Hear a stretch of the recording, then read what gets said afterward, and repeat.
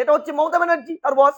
তাই বস যখনই হেরে যাওয়ার দিকে থাকেন, অদ্ভুতভাবে তাদের শরীর খারাপ হয়ে যায় বা তার মিসেসের শরীর খারাপ হয়। তার যদি একসাথে একটা টেবিলে বসাও, তাহলে এটা একটাই নির্যাস বেরোবে, এগুলো সব টাইম কিলিং এবং কৌশলগত অবস্থানে আইনের ফাঁক ফোকর দিয়ে মমতা ব্যানার্জিকে বাঁচানোর, রাজীব কুমারকে বাঁচানোর শেষ কিছু চেষ্টা। যেদিনই উঠুক, রাজ্য সরকার বুঝে ফেলেছে এই কেসে রাজ্যের আর জেতার সম্ভাবনা নেই এবং রাজ্যের মুখ্যমন্ত্রী জেল যাত্রাও মোটামুটি নিশ্চিত। সরকার বাজেটে কত টাকা তিনি অ্যালট করলেন স্থায়ী কর্মসংস্থান ইন্ডাস্ট্রি করতে, সেটা না বলে সরকার বলছেন তোমাদের দৈনিক 50 টাকা করে দিচ্ছি, তাও অর্ধেকের কম লোককে। এইটা অন্তত গুড ইকোনমি নয়। একটার পর একটা রাজ্যের মুখ্যমন্ত্রী এবং তার সরকারের একটার পর একটা জনবিরোধী কার্যকলাপ, তাকেই মলম দেওয়ার জন্য আজকে এই যুব শক্তি এই শক্তি করছে। হ্যাঁ, হ্যাঁ, হ্যাঁ, হ্যাঁ। লক্ষ্মীর ভাণ্ডার যেতে শুরু করেছে। ওরা যেহেতু ফেব্রুয়ারিটা ওদের 3-4 দিন দেরি হয়েছিল এই কারণে বাজেটের জন্য, লক্ষ্মীর ভাণ্ডারটা যেতে শুরু করে দিয়েছে। কারণ আমরা ফেব্রুয়ারি বলে দিয়েছিলাম বাজেটে। এইটা যেহেতু 15ই আগস্ট বলা ছিল, কিন্তু এটা আমাদেরই একটা ছোট্ট ভুল হয়েছে। কারণ ভুল বলবো না, এটা আবার ক্যাবিনেটে মেনশন করে নিয়েছি। সেটা হচ্ছে জাস্ট এপ্রিলে ইয়ার শুরু হয়, তাই 1 এপ্রিল থেকে। 1 এপ্রিল আবার এপ্রিল ফুলও হয়, আমরা কিন্তু এপ্রিল ফুল বলছি না। দেখো, যে রাজ্যে শহরাঞ্চলে বেকার 40% আর গ্রামে 19%, এটা সর্বোচ্চ তালিকায়। যে রাজ্যে দীর্ঘ 15 বছর ধরে কোনো চাকরি নেই সংগঠিত সেক্টরে, যে কটা চাকরি হয়েছে সে কটা চাকরি দুর্নীতিতে হয় চলে গেছে নালে যাবে। যে রাজ্যে ঘি ঋণ ঋণ ঋণ নিয়ে ঘি খেতে হয় রাজ্য সরকারকে, ইতিমধ্যে মানে ঋণের বহর দেখলে 8 লক্ষ কোটি টাকা ছাড়িয়ে গেছে। অর্থাৎ একটা শিশু জন্মালে 2.5 থেকে 3 লাখ টাকা তিনি ঋণ নিয়ে জন্মাচ্ছেন। সে রাজ্যে নিজের ব্যর্থতা, নিজের সরকারের জব তৈরি না করতে পারার ব্যর্থতা, কর্ম মানে কর্মসংস্থান তৈরি করতে না পারার ব্যর্থতা, গুড গভর্নেন্স তৈরি করার না করতে পারার ব্যর্থতা, শিল্প কলকারখানা তৈরি না করতে পারার ব্যর্থতা, সেটা ঢাকতে রাজ্যের মুখ্যমন্ত্রী এই এই যুব শক্তি, আমার মনে আছে যুব শক্তি চালু করেছে। আমি তোমায় বলি, এই যুব শক্তি একটা আলাদা নামে বেশ কিছু বছর আগে তিনি পাস করেছিলেন এবং বলেছিলেন বেকার যুবক যুবতীদের তিনি দেবেন, টাকা দেবেন। এমপ্লয়মেন্ট ব্যাংক তাদের নথিভুক্ত করতে বলেছিলেন। আজকে এমপ্লয়মেন্ট ব্যাংকে যত লোক নাম নথিভুক্ত করে আছে তার অর্ধেক, সম্ভবত 4,26,27,হাজারের মতন। তার মধ্যে হিসাব বলছে উনি 1500 টাকা করে, অর্থাৎ দৈনিক 50 টাকা করে বেকার ছেলে মেয়েদের দিয়ে, অর্থাৎ মাসে 1500 টাকা দিচ্ছেন। সেই সংখ্যাটা যে বাজেটে রেখেছে টাকা, তাতে মাত্র 2 লক্ষ প্লাসের মতন লোক টাকা পাবে, ছেলে পেলে। এই যে রসিকতাটা, একটা সরকার যে রসিকতাটা করছে একটা রাজ্যের অপামর জনগণের সাথে, তাদের বেকারত্ব নিয়ে, কখনো বলছে ঘুগনি বানাও, কখনো বলছে বউকে দিয়ে ঝালমুড়ি বানাও, ঘুগনি বানাও, কখনো বলছে যে কাশবালিশ, কাশফুলের বালিশ বানাও। এই যে একটার পর একটা রাজ্যের মুখ্যমন্ত্রী এবং তার সরকারের একটার পর একটা জনবিরোধী কার্যকলাপ, তাকেই মলম দেওয়ার জন্য আজকে এই যুব শক্তি এই শক্তি করছে। দেখো, আমি তোমাকে একটা পরিষ্কার বলি, অর্থনীতির একটা সোজা বাংলা কথা আছে যে দোল, অনুদান এবং সামাজিক প্রকল্প দুটো এক নয়। কোন একটি অর্থনীতিতে সামাজিক প্রকল্পটা একটা নেসেসারি পার্ট, যেমন কন্যাশ্রী এসি, কিন্তু কন্যাশ্রী বা প্রান্তিক মানুষ, শিডিউল ট্রাইবদের জন্য সরকারি প্রকল্প, এগুলো আর এই যে মানুষের কাছে সহজলভ্য ভাবে কিছু টাকা ঘুষ দেওয়া, দুটো এক নয়। দোল মানে ঘুষ, তুমি সার্বিকভাবে ব্যর্থতাকে ঢাকতে চাইছো। আচ্ছা, তোমাকে আমি বলি যে আজকে এই সরকার আসার পরে রাজ্যের মুখ্যমন্ত্রীকে দেখেছো কোনো একটি সংগঠিত সেক্টর বা একটা ইন্ডাস্ট্রি খুলতে? এই সরকারকে দেখেছো বেকারদের চাকরি তুলে দিতে? আজকে একটা রাজ্যে বেকার, উচ্চশিক্ষিত বেকারদের স্থান হচ্ছে হয় ধর্মতলায় নয় মাতঙ্গিনী হাজরার বুকে। একটা সরকার বাজেটে কত টাকা তিনি অ্যালট করলেন স্থায়ী কর্মসংস্থান ইন্ডাস্ট্রি করতে, সেটা না বলে সরকার বলছেন তোমাদের দৈনিক 50 টাকা করে দিচ্ছি, তাও অর্ধেকের কম লোককে। এইটা অন্তত গুড ইকোনমি নয়, এটা ডোল বকলমে, এটা ঘুষ। দাদা একেবারে সুপ্রিম কোর্টের ভূমিকা নিয়ে যেখানে বারংবার প্রশ্ন উঠছে, আজকে আবারও আমরা দেখতে পেলাম যে আইপ্যাক ভার্সেস মুখ্যমন্ত্রী মমতা বন্দ্যোপাধ্যায় যে মামলা, একেবারে চুরি ছিনতাই একাধিক অভিযোগ, তারপরেও আজকেও সেই মামলা পিছিয়ে গেল। সিনিয়র অ্যাডভোকেট কপিল সিব্বল তার শরীর খারাপ এমনটাই জানানো হয়েছে সুপ্রিম কোর্টে, কি বলবেন? ডাকাতিটা অ্যাড করলে না কেন? সুপ্রিম কোর্টে মামলাটা ইডি করেছিল ভারতবর্ষের সংবিধান এক্সিস্টিং যে বিএনএস, যাতে বলাই আছে 5 জনের বেশি লোক নিয়ে তুমি যদি আগ্নেয়াস্ত্র নিয়ে জোর করে কারো সম্মতির বাইরে গিয়ে বিপরীতে গিয়ে কিছু ছিনিয়ে আনো, সেটা ট্রিট আজ আর ডকাতি, ডেকোয়ার্টিস, পরিষ্কার লেখা আছে, আমার কথা নয়। সুপ্রিম কোর্টে তো তাই শুনানি হয়েছে নাকি? ভারতবর্ষ সারা পৃথিবী লাইভ স্ট্রিমিং এ দেখছে, একটি রাজ্যের সরকারের সর্বোচ্চ পদে 164 ধারা মেনে যে পদটা উজ্জ্বল ভাবে সবার জন্য সর্বক্ষণের দায়িত্বে থাকে, সেই মুখ্যমন্ত্রীর পদটায় মুখ্যমন্ত্রীর মতন পবিত্র পদ সম্পর্কে বলা হচ্ছে মুখ্যমন্ত্রী চুরি করলেন না ডাকাতি করলেন জিত থেকে?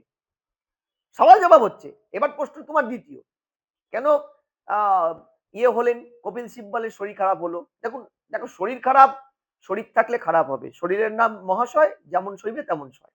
তো খারাপ হয়েছে, কিন্তু অদ্ভুত কি জানো, এই কপিল সিব্বল মহারাজের বিশেষ বিশেষ সময় শরীর খারাপ হয়ে যায়। ডিএ মামলায় শরীর খারাপ হয়ে যায়, ফাইনাল রায়ে শরীর খারাপ হয়ে যায়, যখনই সরকার হারবে, যখনই তার বস হারবে, মানে বস কপিল সিব্বল মনু সিংভির তো বস একজনই এখন, সেটা হচ্ছে 10 পুরুষের টাকা পশ্চিমবঙ্গ সরকারের থেকে ওরা কামিয়ে নিয়েছে, সেটা হচ্ছে মমতা ব্যানার্জি, তার বস। এই বস যখনই হেরে যাওয়ার দিকে থাকেন, অদ্ভুতভাবে তাদের শরীর খারাপ হয়ে যায় বা তার মিসেসের শরীর খারাপ হয়ে যায়। তিনি দ্রুত সুস্থ হয়ে যাক, এটাই কামনা করছি। এবার প্রশ্ন হলো, এই যে এবার জনগণ বুঝে নেবে কেন শরীর খারাপ হলো, বাস্তবে শরীর খারাপ নাকি জো পলায়তি শোক জীবতী, যে পালিয়ে যায় সে বেঁচে যায়, এই ধারা মেনে এটা একটা কৌশল তৃণমূলের, মমতা ব্যানার্জি। তা না হলে দেখবে যখন সারদা মামলায় এই রাজীব কুমার, মানে লোপাট কুমারের যখন বাড়িতে সিবিআই এসেছিল, সিবিআই কে মারধর করে চ্যাংদোলা করে রাজ্য পুলিশ তুলে নিয়ে গিয়েছিল, মুখ্যমন্ত্রী ধর্ণা দিয়েছিল, সংবিধানকে বুড়ো আঙ্গুল দেখিয়েছিল, দরদ উপলে পড়েছিল এই রাজীব কুমারের জন্য রাজ্যের মুখ্যমন্ত্রীর। তারপরে যখন রাজীব কুমারকে নিয়ে সিবিআই কর্তারা কোর্টে গেল, রাজীব কুমারের রক্ষা কবচ উইথড্র হলো, তখন রাজীবও কিন্তু হঠাৎ করে গা ঢাকা দিল। এই যে রাজীব গা ঢাকা দেওয়া, এটা কার ব্রেন চাই এবার বুঝে নাও। এবারও রাজীব গা ঢাকা দিয়েছে। এবার রাজীব গা ঢাকা দিয়েছে মমতা ব্যানার্জির মূল মামলাটায়, হঠাৎ কপিল সিব্বল অসুস্থ হয়ে পড়েছে, তার যদি একসাথে একটা টেবিলে বসাও, তাহলে এটা একটাই নির্যাস বেরোবে, এগুলো সব টাইম কিলিং এবং কৌশলগত অবস্থানে আইনের ফাঁক ফোকর দিয়ে মমতা ব্যানার্জিকে বাঁচানোর, রাজীব কুমারকে বাঁচানোর শেষ কিছু চেষ্টা। যদি দরদাম করে কিছু করা যায়, যদি কিছুদিন পিছিয়ে দেওয়া যায় ভোটের আগে, সত্যি তো। কারণ এই যা মামলাগুলো হয়েছে, মুখ্যমন্ত্রী মমতা ব্যানার্জির জেল যাত্রা নিশ্চিত, জেনে নাও, যদি আমি আইন ঠিক বুঝে থাকি। কারণ তুমি একটা মানি লন্ডারিং এর মামলা, সেই অনুপ মাঝি, তারও আগে তৃণমূলের যুব নেতা অভিষেক ঘনিষ্ঠ, সেই অভিষেকের সাথে সিন্দুর পাশাপাশি থেকে কেক কাটছে, মনে আছে যুব নেতা কি নাম, বিনয় মিশ্র, যাকে অভিযোগ হচ্ছে তৃণমূল তার ক্ষমতা প্রয়োগ করে বিদেশে পালিয়ে যেতে সাহায্য করেছিল। তাদের যখন এই বেআইনি কেলেঙ্কারিটা ধরা পড়লো, কয়লা কেলেঙ্কারি, ওটা তদন্ত করতে গিয়ে বেআইনি টাকাগুলো কোথায় গেল, এই টাকার মানি টেলটা খুঁজতে গিয়ে, ডোফিয়ার ট্রানজাকশনটা খুঁজতে গিয়ে জানা গেল যে কোম্পানিটাকে আইপ্যাক নামে ভোট কৌশলী সংস্থা হিসেবে আমরা চিনতুম, সে কোম্পানি সেল কোম্পানি হয়ে গেল। এই টাকাগুলো এদের কাছে গেছে, এদের মাধ্যমে তৃণমূল অন্য রাজ্যে কিভাবে কেনা বেচা করে ভোট লড়েছে, গোয়া, ত্রিপুরা, এইসব কাজে নাকি ব্যবহার হয়েছে। প্রশ্নটা হলো এটা অভিযোগ, কিন্তু আমরা তারপরে কি দেখলাম, যে মামলায় 2005-এ যেই আইনটা তৎকালীন অর্থমন্ত্রী পি চিদম্বরম সরকার তৈরি করেছিল, এবং পি চিদম্বরম স্টেটমেন্ট দিয়ে বলেছিলেন বিরোধীদের সওয়াল জবাবে পার্লামেন্টে, এই আইনটা পিএম সিএম ডিএম কারো কাছে দায়বদ্ধ নয়। সুপ্রিম কোর্টও সেই কথাটাই বলেছিল পরবর্তীকালে। সেই মামলায় সেই আইন কাজে লাগিয়ে পরবর্তীকালে চিদম্বরমকে অ্যারেস্ট করা হয়েছিল। চিদম্বরম পালিয়ে যায়নি, কিন্তু দেওয়াল টপকে চিদম্বরমকে তোলা হয়েছিল। আমি যদি পবিত্র হই, বিরোধীরা যতই আমার বিরুদ্ধে ইয়ে করুক, কারসাজি করুক, আমি সৎ হলে একদিন প্রমাণ হবেই। তাহলে কি ছিল ওই ফাইলের মধ্যে, যে রাজ্যের মুখ্যমন্ত্রী তার সংবিধানের পবিত্রতাকে, সংবিধানের পদমর্যাদাকে বুড়ো আঙ্গুল দেখিয়ে অস্ত্রধারী অশ্বস্তম্ভধারী পুলিশ বাহিনী, যারা সেন্ট্রালের আইন মানতে বাধ্য ভারতবর্ষের কষি ফেডারেল স্ট্রাকচারে, তাদের নিয়ে গিয়ে তৃণমূলের নামাঙ্কিত গাড়ির মধ্যে digital documents, physical documents, file তুলে নিলেন। কি ছিল ওটার মধ্যে? কি ছিল সেটার মধ্যে? কি সেই মামলাটা, যেই মামলায় বিনোদ মিশ্রকে খুঁজে না পেয়ে পরবর্তীকালে রুজিরা এবং অভিষেককে ডেকেছিল, অভিষেকের নাম ছিল আমি জানি না, কিন্তু একটা জিনিস জানি, এই যে একটার পর একটা কেন্দ্রীয় এজেন্সিকে বাধা দেওয়া, এবার ইডি কে বাধা দিয়েছে, সিবিআই বাধা পেয়েছে, ইডি আধিকারিকরা মার খাওয়ার পরে এই ইডি আধিকারিকদের বিরুদ্ধেই শ্লীলতাহানি, ধর্ষণ থেকে শুরু করে কি না ধারা দিয়েছিল, মনে আছে? সন্দেশখালীতে শাহজাহানকে ধরতে গিয়ে। আজকে এনআইএ মার খেয়েছে, আজকে ঘুঘু বারবার ধান খেয়েছে, মুখ্যমন্ত্রী বারবার ধান খেয়েছে, ভাবছে ফাঁদ নেই, এবার তো ফাঁদে পড়ে গেছে। কেন ফাঁদে পড়েছে? আজকে এই মামলাটায় পিএলএম অ্যাক্টে যেখানে যার বিরুদ্ধে অভিযোগ তাকে প্রমাণ করতে হবে আমি অভিযুক্ত নই, সেই মামলায় আপনি কোম্পানি, একটা সরকারের থেকে ভিন্ন কোম্পানি, একটা স্বতন্ত্র কোম্পানি, তার কাছে ইডি এসেছে, তিনি প্রশ্ন উত্তর ফেস করবেন, দেশে সংবিধান আছে, কোর্ট আছে। তিনি সেখানে গিয়ে মাননীয় মুখ্যমন্ত্রী ঢুকে পড়লেন শুধু নয়, ইডি আধিকারিকদের ধমকালেন, চমকালেন, পুলিশ দিয়ে আগ্নেয়াস্ত্র দেখিয়ে ফাইল লোপাট করলেন। আইপিসি 300, আমি বলছি এবার, আমি হলফনামা, উনি বলেছেন আইপিসি 353 ধারা, যেটা বিএনএস এ 132, আইপিসি 332 যেটা বিএনএস এ 224, আইপিসি 333 বিএনএস এ 121, এমনকি আইপিসি 201 যেটা BNS A 238, someone hides or destroy evidence of a crime, শুধু তাই নয়, আইপিসি 186 যেটা BNS A 221, obstruction to public servant in discharge of public function, এই ধারাগুলো তো যোগ হয়েছে, এবং রাজ্যের হলফনামা সেদিন কিন্তু বাতিল হয়েছে। কেন? সমস্ত ইডি আধিকারিকদের বিরুদ্ধে করা মামলা খারিজ করে, নাল অ্যান্ড ভয়েড করে, 67 করে মাননীয় সুপ্রিম কোর্ট কি বলেছিল? রাজ্যের মুখ্যমন্ত্রী যেসব এভিডেন্স নিয়েছেন সব অক্ষত অবস্থায় জমা করতে হবে, সিসিটিভি ফুটেজ জমা করতে হবে, বলেছিল তো। তারপর রাজ্যের হলফনামা মানেনি। এবার প্রশ্ন হলো, তাহলে কি তৃণমূল সুপ্রিম কোর্টকেও বিজেপি মনে করছে বা বিরোধী মনে করছে?